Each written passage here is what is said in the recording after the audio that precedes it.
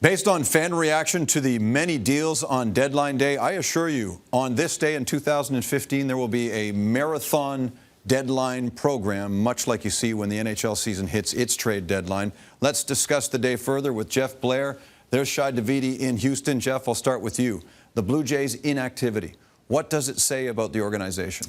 Well, I think the biggest thing it says about the organization is the Jays just don't have the depth of prospects to get those big type of deals done, especially in terms of position players. And that's a reflection of scouting and player development. But you know what? It's also a reflection of the fact that last year they virtually emptied the farm system to make the deal with the Marlins and to get R.A. Dickey. Shai, as we've heard from Jose Bautista, Alex Anthopoulos now has to deal with an unhappy superstar. But he's been through this before, hasn't he?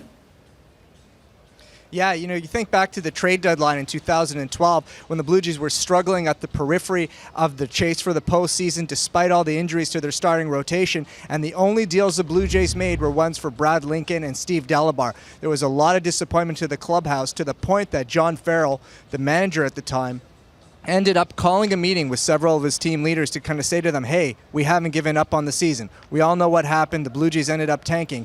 And it's going to be a little bit different with this club because there's a lot more incentive. The Blue Jays do have some players who are coming back. We're going to make this team stronger. But the key is to ensure that the disappointment in this clubhouse doesn't linger and they're able to rally around and get it together for the future.